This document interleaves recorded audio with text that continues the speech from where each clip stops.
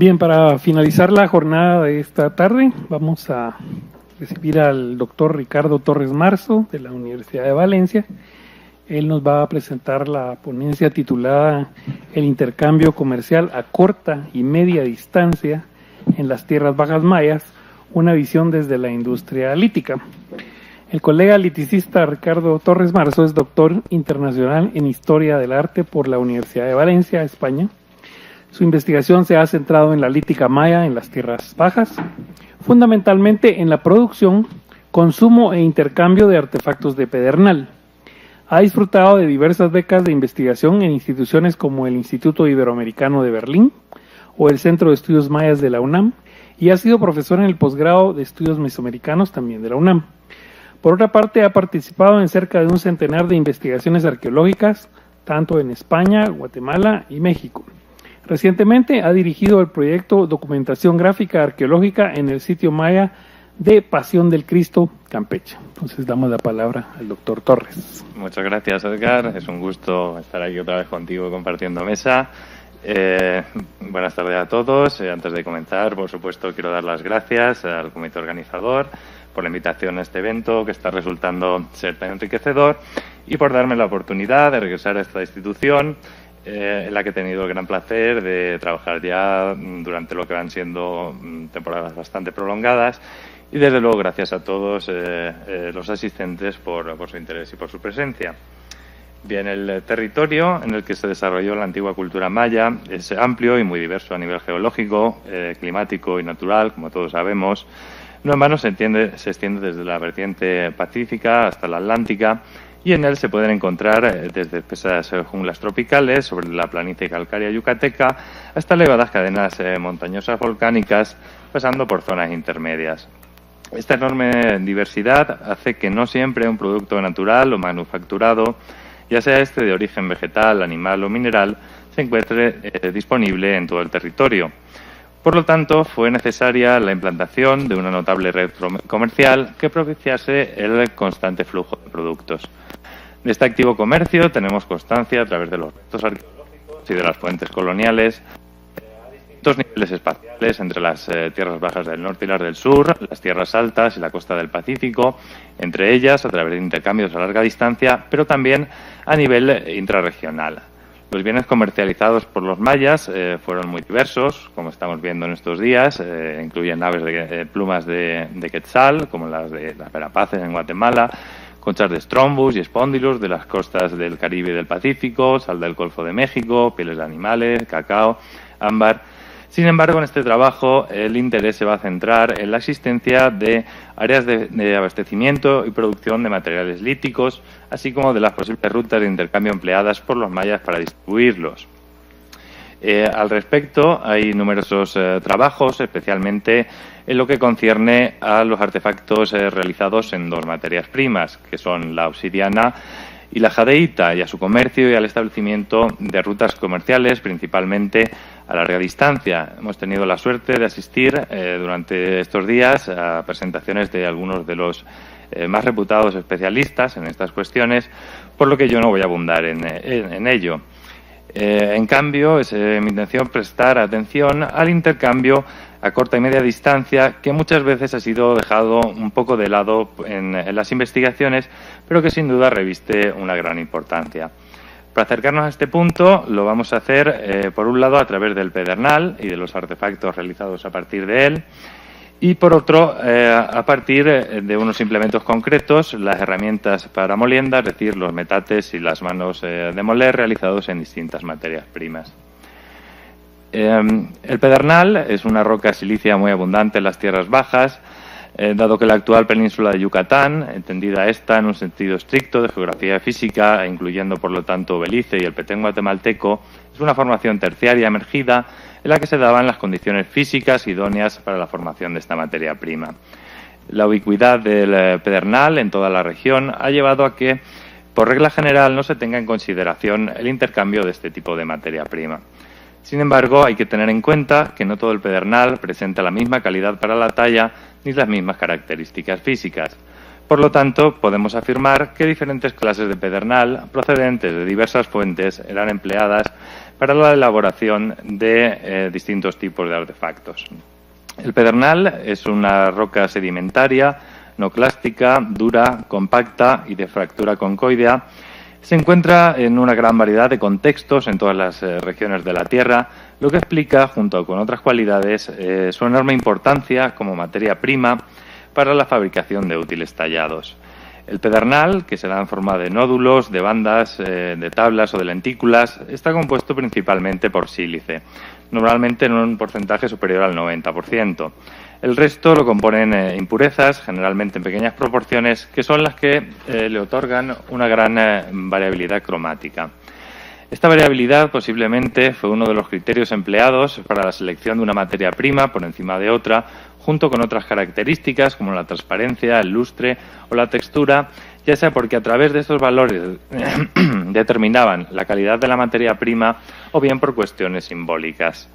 Respecto a las cualidades del pedernal, hay que tener presente que en ocasiones pueden haber sido alteradas por diversos factores, fundamentalmente por el calor, cambios que pueden haber sido producidos ex professo por el hombre a fin de modificar el color o la calidad de fractura de la materia prima original. Estos son algunos ejemplos de herramientas de pedernal que han sido alteradas mediante la aplicación de calor y que proceden de Cecaptún, en Campeche. Un dato importante en cuanto a la fractura del pedernal es que esta es concoidea, lo cual es una cualidad determinante para la elaboración de artefactos de piedra tallada. Hay que destacar la posibilidad de trabajar el pedernal puliéndolo también, pues aunque para la elaboración de artefactos es mucho más común la técnica de la talla, también está presente la del pulido, como en los casos que vemos aquí en la pantalla, que proceden de la región de Candelaria. Como ya he apuntado anteriormente, el pedernal está formado básicamente por sílice. Esta sílice puede provenir de distintos medios, tanto orgánicos como inorgánicos.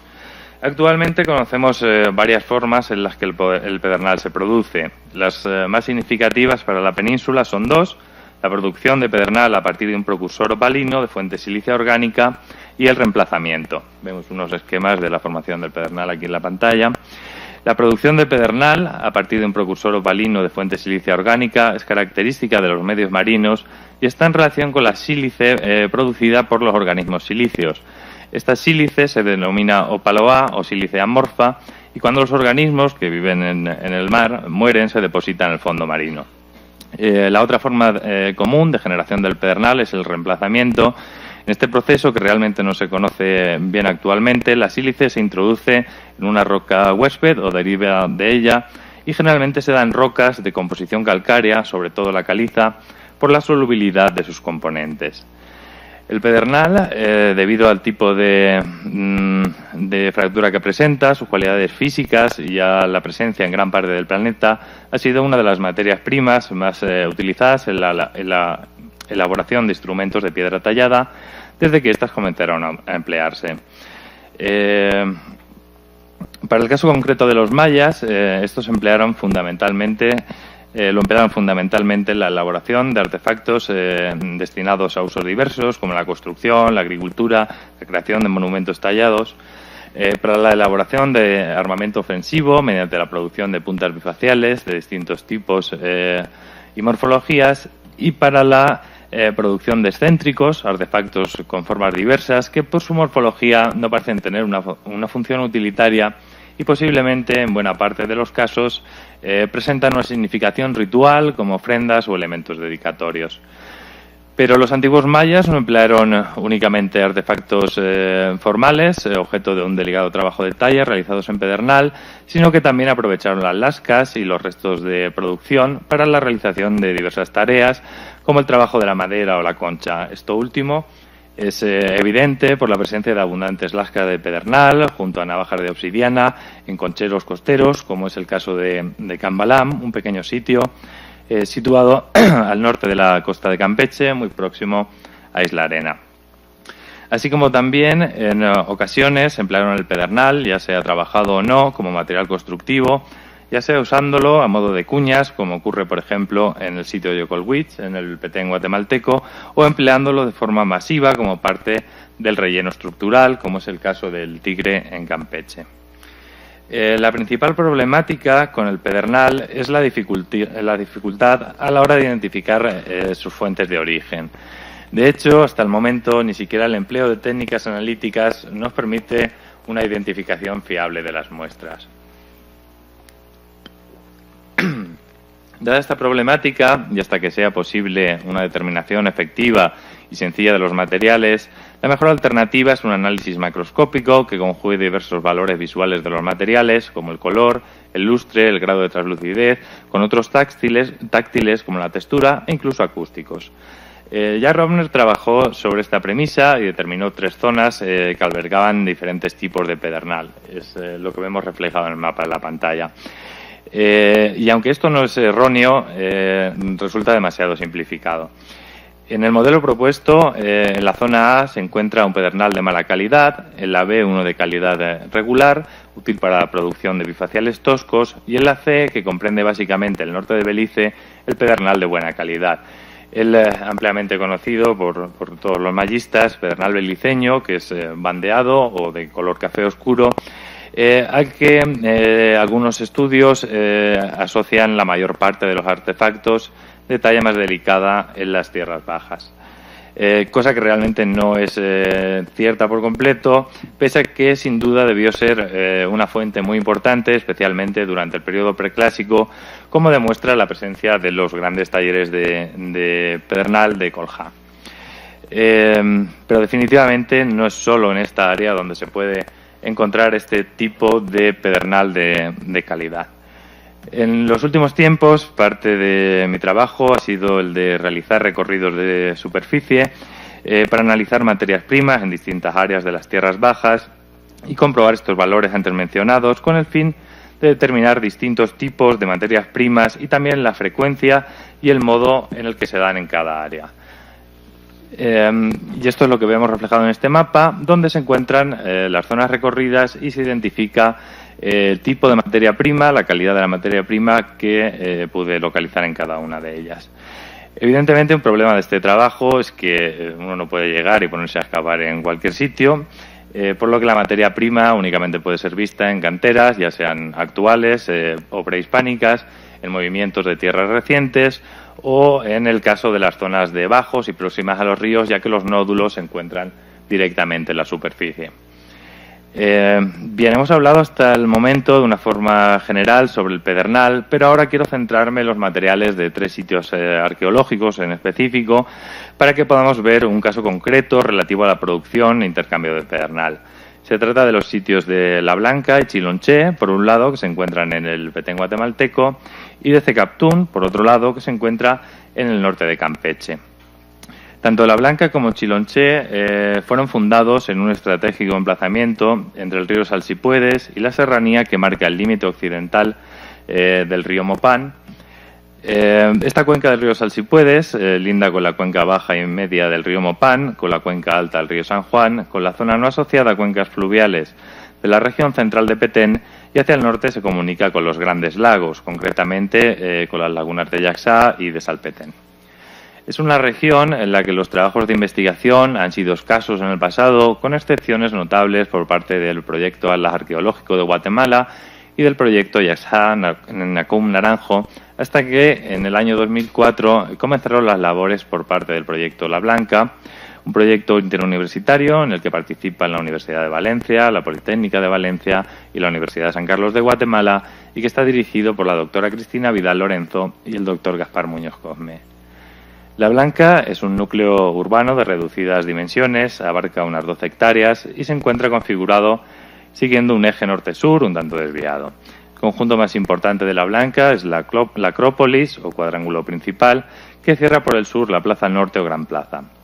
Es notable la presencia de una calzada que, saliendo del lado occidental de la Acrópolis, discurre hacia el grupo sur, donde se encuentran 2 edificios piramidales y que divide la urbe en 2 zonas diferenciadas: la oriental, donde se encuentra la Acrópolis y los edificios de mayores dimensiones, y el grupo este, que se ordena en torno a diversas plazas y que está constituido por construcciones de menor entidad.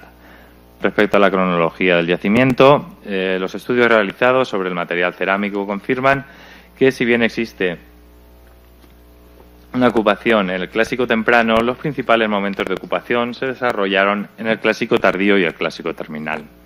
La presencia de materiales cerámicos asociados a la esfera Newtown refleja una recuperación durante el posclásico temprano. Por su parte, Chilonché se encuentra situado a unos 17 kilómetros al suroeste de La Blanca. Es un sitio de composición dispersa que cuenta con numerosos grupos habitacionales de reducidas dimensiones que se articulan en torno a un epicentro a modo de acrópolis elevada, que es la que vemos en pantalla, próxima a la que se encuentra otra de menores dimensiones a unos 100 metros al sureste. Los trabajos en el sitio se han centrado en la investigación y consolidación de esta gran acrópolis que se encontraba profusamente saqueada al inicio de las intervenciones en el año 2009. La historia constructiva de la acrópolis de Chilonché abarca un dilatado lapso temporal que va desde el preclásico tardío hasta el posclásico temprano. Del periodo clásico temprano no tenemos vestigios arquitectónicos, pero sí abundante material cerámico en el relleno que cubre las estructuras preclásicas, mientras que al clásico tardío pertenecen los palacios de la cima. En el periodo posclásico temprano, nuevos pobladores ocuparon de forma esporádica el sitio, instalándose en los cuartos ya semiderruidos de la Acrópolis, al igual que sucedió en La Blanca.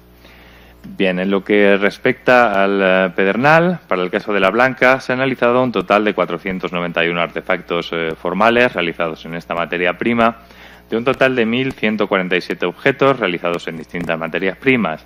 A ellos se añaden 139 núcleos, 19 nódulos y 7.376 lascas de pedernal. Por su parte, en Chilonché se documentaron 30 artefactos de pedernal, de un total de 76 objetos líticos, 41 núcleos, 23 nódulos y 1.243 lascas. Siguiendo la metodología de trabajo antes comentada, para determinar si se podía encontrar de forma local el pedernal empleado para la elaboración de útiles en La Blanca y Chilonché, se realizaron recorridos de superficie en el sitio, en su periferia y en sitios y contextos cercanos, en concreto en los entornos de los sitios La Amapola, Salsipuedes 1 y 2, Los Lagartos, Yocolwitz y Siquinsacan. Para de este modo realizar pruebas de talla y comprobar las características físicas de la materia prima.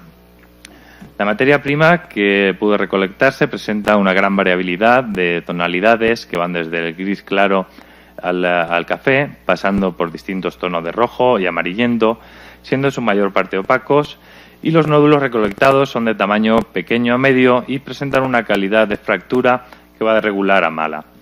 Al comparar esta materia prima con los objetos y restos de producción de Chilonché, es evidente que este pedernal, que se encuentra localmente, fue empleado en la elaboración de útiles que requieren un trabajo menos delicado, como es el caso de las hachas. Los objetos más delicados, como las puntas bifaciales, fueron realizados en pedernal de mayor calidad, generalmente de tono amarillento, y con frecuencia presenta alteraciones térmicas para facilitar el trabajo de reducción.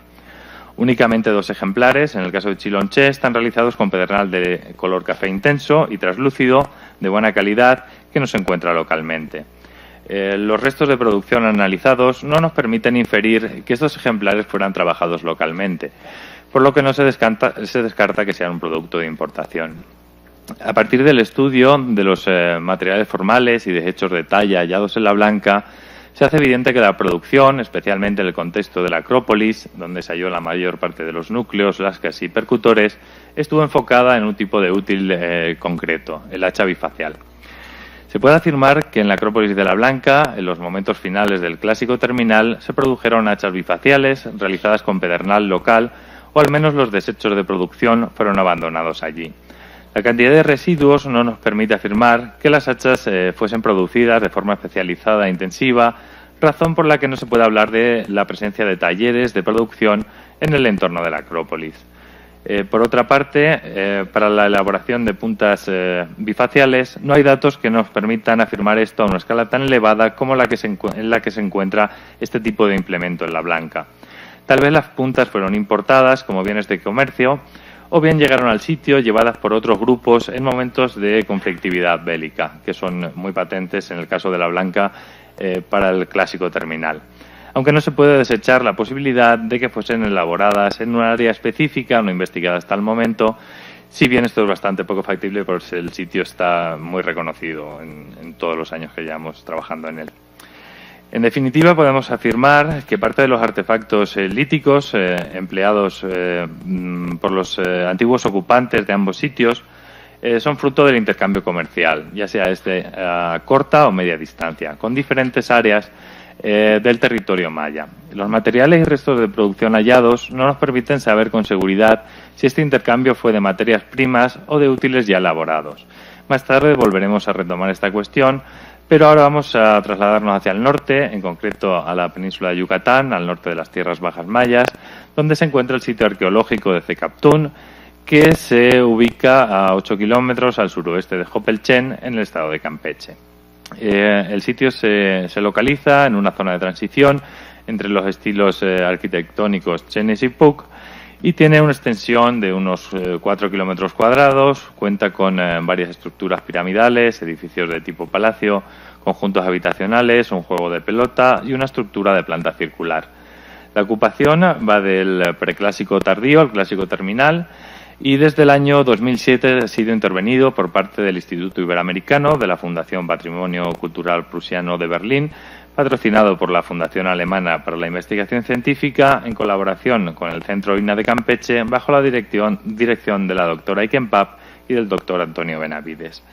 Los materiales que se comentarán a continuación proceden de un grupo habitacional compuesto por 7 estructuras ubicadas al sureste, lo vemos aquí en el plano, de la estructura de planta circular en la zona central y del edificio de la crestería. En total se analizaron 1.814 artefactos líticos, 1.330 objetos de 1.330 objetos tallados y realizados en pedernal, y los restantes fueron realizados en diferentes materias primas como caliza, obsidiana, hojadeíta, entre otros. Durante la realización del levantamiento topográfico se registró la presencia de varias canteras en la periferia del sitio. El pedernal recolectado en ellas muestra varias coloraciones, con una gama que va del blanco amarillento y grisáceo hasta un blanco anaranjado y beige. Es opaco y presenta frecuentes impurezas. Al analizar los útiles de pedernal de Cecaptún, llama la atención la amplia variedad de la materia prima empleada en la realización de objetos. En el caso de los excéntricos y las puntas bifaciales, se empleó un pedernal de mayor calidad para una talla más delicada. El espectro físico de la materia prima varía entre el color café translúcido en los bordes y generalmente con aspecto regular. Y el color blanco con tonos de rosa o café. Es significativa la presencia de alteraciones térmicas, como vemos aquí en la pantalla, tanto de los artefactos como en las lascas, para poder obtener modificaciones en la calidad de la talla. La mayor parte de las hachas y otros tipos de herramientas fueron talladas en pedernal autóctono o de áreas próximas, lo que sugiere una producción local, si bien el volumen de los restos de producción no nos permite inferir que fuesen realizadas localmente, al menos en las áreas intervenidas. En el caso de los artefactos realizados con pedernal café y gris de buena calidad, como los excéntricos, la carencia de núcleos y lascas parece indicar que los objetos tallados fueron importados como bienes ya elaborados. En definitiva, como podemos apreciar en el mapa, es segura la existencia de un intercambio de pedernal a corta y media distancia. Para la Blanca y Chilonché, los artefactos menos delicados fueron realizados con pedernal del área próxima, en tanto que los más finos son importados. Este es un modelo probable a partir de los datos conocidos hasta el momento, pero por supuesto queda mucho trabajo para hacer, pues siguen siendo muy numerosas las áreas de las que no tenemos información fiable respecto a las materias primas. Y por supuesto hace falta continuar con la investigación para poder determinar cómo se producía este intercambio, si era de materias primas, de preformas o de bienes de consumo totalmente terminados. Por el momento vamos a dejar aquí el pedernal y vamos a pasar a otras materias primas y a otros tipos de artefactos, en este caso pulidos. Resulta significativo que en el caso de la antigua civilización maya, que fundamentaba su sustento en el consumo de vegetales, fundamentalmente del maíz, como bien sabemos, por lo general no se preste la debida atención al análisis de herramientas empleadas para su procesamiento y posterior consumo, salvo excepciones notables como los trabajos de Malena Ruiz, que creo que ya se fue. Por supuesto, nos estamos refiriendo a los metates y las manos de moler, herramientas bien conocidas en toda Mesoamérica y que tienen una presencia fundamental hasta nuestros días. Las herramientas para molienda están realizadas en diferentes tipos de piedra, procedentes de distintas fuentes distribuidas por todo el territorio mesoamericano, como veremos más adelante. La técnica para su manufactura difiere en cada caso, pero siempre se trata de artefactos pulidos. En general, para su elaboración se desbasta un bloque de materia prima para obtener así una preforma, que luego se va reduciendo por picoteo y desgaste por fricción. La superficie de uso de la herramienta sería rugosa en los primeros momentos de uso, tendiendo a alisarse con el uso constante, de modo que los ejemplares arqueológicos que conservamos por lo general se encuentran bastante pulidos. En cuanto a la morfología general, es muy variada. Para las tierras bajas del sur predominan los metates sin soporte, es decir, ápodos, mientras que las manos son de pequeño tamaño, a diferencia de los brazos de moler de mayor longitud. Si bien esto no es una norma y se encuentran ejemplares de tipos muy variados. Las formas más habituales son la ovalada y la rectangular con esquinas redondeadas, mientras que por lo que respecta a la sección transversal, priman las planas y cóncavas con mayor o menor profundidad, pero de nuevo las tipologías, las morfologías son variables. De nuevo vamos a centrar la atención en los materiales, en las manos y los metates de los sitios arqueológicos de La Blanca y Chilonché, artefactos ambos indispensables para la molienda del maíz fundamentalmente, pero también de otros alimentos e incluso otras materias primas empleadas en diversos usos como la construcción, la elaboración de pigmentos o la producción de desgrasantes para cerámica. El número de metates y fragmentos de metate o piedra de moler documentados en La Blanca asciende a 160. 4 ejemplares se encontraron completos o casi completos y por su parte en Chilonché se registraron restos de 6 ejemplares, todos ellos fragmentados. 2 de los metates que se encontraron completos o casi completos son de contorno ovalado, cóncavo en su sección transversal y longitudinal y ápodos. Uno de los ejemplares está realizado en cuarcita, mientras que el otro es de color de granito de color gris rosado, y se encontró también una mano de moler fragmentada realizada en este mismo material que debía corresponder a este mismo ejemplar, que es el que vemos aquí en la pantalla. Otro metate completo está realizado en granito de color gris y su morfología general es similar a la de los anteriormente descritos, con la diferencia que es más plano, es el que vemos en la parte superior. Únicamente se han hallado 4 fragmentos, 3 correspondientes a soportes alargados y 1 a un pie aplanado, que posiblemente formasen parte de metates trípodes. Este tipo de metates es más frecuente en el norte y el oeste del área maya, si bien también se documentan ejemplares en las tierras bajas del sur, en sitios como Altar de Sacrificios o Ceibal. Los restantes fragmentos documentados corresponden a cuerpos de metates y en ninguno de ellos hay evidencias que permitan afirmar la presencia de soportes que se hayan desprendido. Lo mismo ocurre con los ejemplares de Chilonché. En ambos sitios, la mayor parte de la muestra se corresponde al tipo de metate ápodo, de sección convexa mayoritariamente o aparentemente plana en algunos casos, si bien es difícil precisar al tratarse de fragmentos. La forma en planta más representada sería la ovalada, si bien se intuyen algunos ejemplares rectangulares con esquinas redondeadas. El otro metate, que se encuentra casi completo, es totalmente distinto a los otros ejemplares hallados. Es un pequeño metate tetrápodo, realizado en caliza, de contorno rectangular con esquinas redondeadas y superficie plana. Se encontró en 3 fragmentos en la terraza sur de la Acrópolis en nivel de derrumbe. Dadas sus reducidas dimensiones y su morfología general, este metate no parece apropiado para su uso en la tarea de molienda de maíz, por lo que es posible que se emplease para moler otro tipo de alimentos o tal vez otras sustancias como pigmentos necesarios para la decoración de las estructuras o la elaboración de cerámica. El número de manos de moler documentado en La Blanca asciende a 103, todas ellas excepto 5 se encuentran fragmentadas. La longitud máxima de los ejemplares completos es de 19 centímetros. Por su parte, en Chilonché se ha registrado un total de 20 manos, 3 de ellas completas, con una longitud máxima que oscila entre los 18 y los 20 centímetros. Muchos de los ejemplares presentan muestras de haber sido empleados como percutores, posiblemente tras su fragmentación. Bien, la materia prima en la que se encuentran realizados los metates y las manos de la blanca es variable, habiéndose empleado materiales como el basalto, la cuarcita, la caliza, arenisca, pizarra, piedra verde y granito, siendo el granito el material más frecuente entre los metates de la blanca, con un total de 89, seguido de la cuarcita, con un total de 48.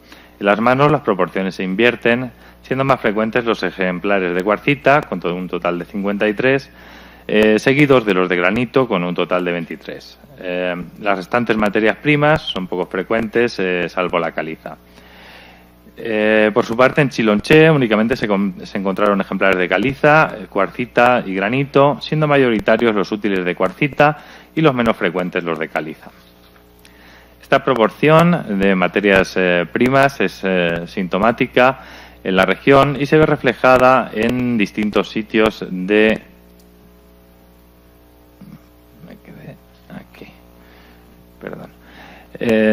y se ve reflejada en distintos sitios de las tierras bajas del sur.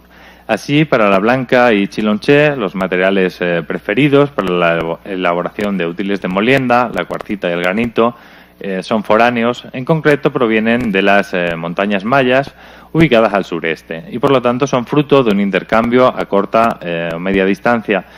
Por otra parte, también se emplearon materiales locales como la caliza de forma puntual, mientras que por lo que respecta a materias primas importadas de tierras altas, estas son escasas en la blanca e inexistentes en Chilonché. Voy a hacer aquí un pequeño inciso para aclarar que las montañas mayas, localizadas al sureste de las tierras bajas, son una formación sedimentaria paleozoica con intrusiones volcánicas presentes en su núcleo, por lo que viene a ser una especie de oasis volcánico en un territorio que es eminentemente kárstico. Así, en ellas podemos localizar unas materias primas que no se encuentran en esta región o que son poco frecuentes, como el esquisto, la pizarra, la arenisca y, de forma más destacable para lo que nos ocupa, la cuarcita y el granito.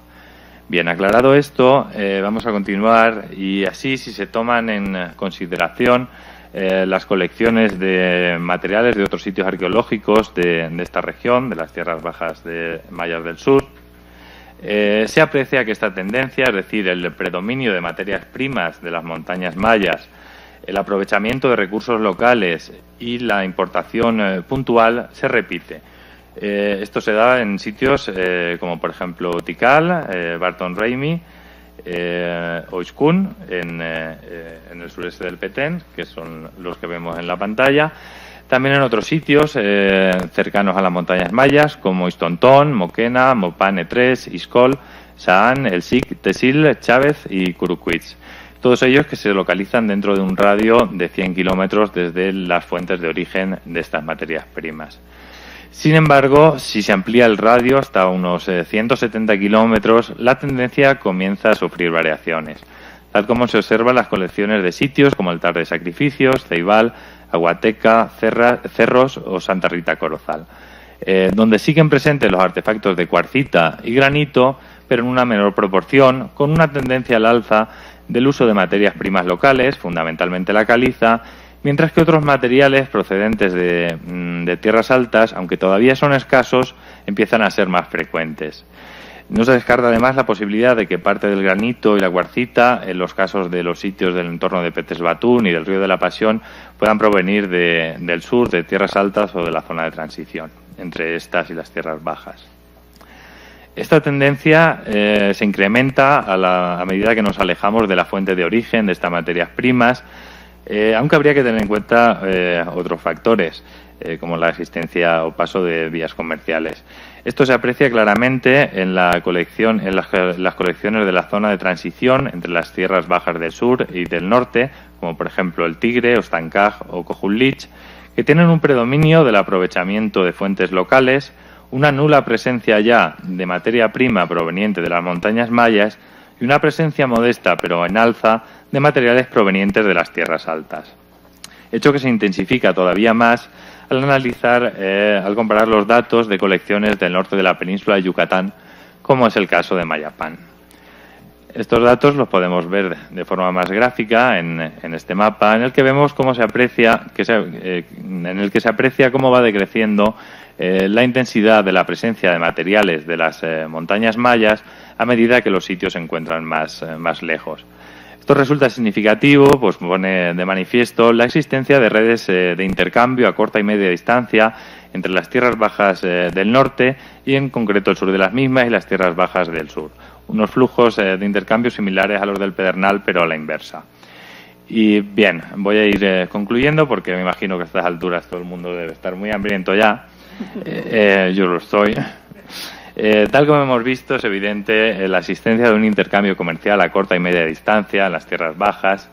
Para el caso del Pedernal, nos encontramos que las fuentes de materia prima de buena calidad, empleada para la elaboración de útiles que requieren un trabajo de talla más delicado, se encuentra precisamente en la zona de transición entre las tierras bajas del norte y las del sur, y desde allí se distribuyen tanto hacia el norte como hacia el sur. Por su parte, para el caso de los implementos de molienda, las fuentes de materia prima existentes en las montañas mayas jugaron un papel muy importante en el intercambio a corta y media distancia. Por supuesto, este trabajo, como su propio título indica, es simplemente una visión todavía muy parcial sobre este tipo de intercambio, pues todavía falta mucho trabajo por realizar en lo referente a la determinación de fuentes de materias primas, en quién las controlaba, en qué modo lo hacía y en lo relativo a las rutas de intercambio. Si bien respecto a este punto, especialmente en lo que se refiere al tránsito de mercancías en las tierras bajas del sur, debieron jugar un papel determinante los cursos fluviales, así como la presencia de los grandes lagos de la zona central. Pues no hay que olvidar que se trata de materiales muy pesados, tanto si eran exportados en bruto o ya preparados como preformas o bien completamente elaborados. Para terminar, quiero dar las gracias a la doctora Cristina Vidal y a la doctora Ikenpap por la oportunidad de trabajar con los materiales de los sitios de La Blanca, de Chilonche y de Cecaptún, y reiterar mi agradecimiento a los organizadores de estas jornadas y, por supuesto, a todos los asistentes por su atención.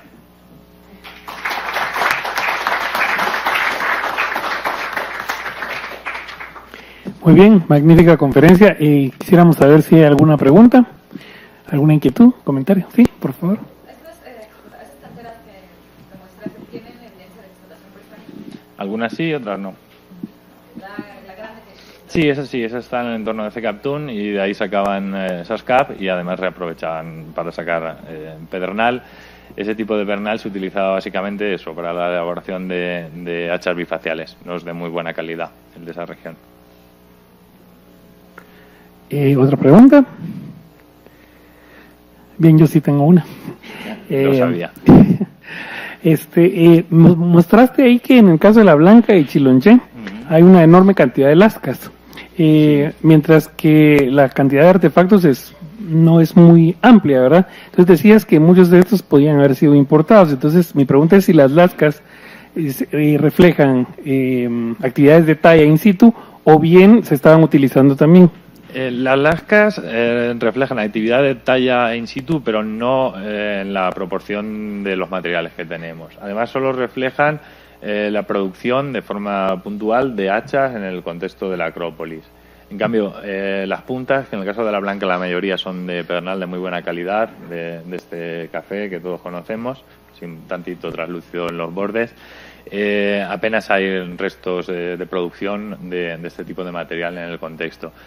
El caso de La Blanca es particular porque tiene una gran cantidad de puntas bifaciales y aparte hay otras evidencias que nos demuestran que hubo un conflicto armado en los últimos momentos del clásico terminal. Entonces, al llegar gente de fuera, posiblemente ellos trajesen parte de las puntas y las otras sean de producción local o importadas para enfrentarse a ellos. Bien, y derivado de eso, como más o menos todo el material procede del área de Acrópolis y alrededores, sí. En cuanto a contextos domésticos, es decir, ¿las lascas muestran algún tipo de uso? ¿O hay navajas? O hay algunas navajas, tanto de obsidiana como de pedernal, y sí tienen uso, no mayoritario, tampoco se han hecho análisis de huellas de uso, pero sí se ven utilizadas. Muy bien. ¿Alguna otra inquietud? Bueno, si no hay nada, le agradecemos nuevamente a Ricardo Torres. Gracias. Y damos por finalizada la jornada de esta tarde y los esperamos el día de mañana.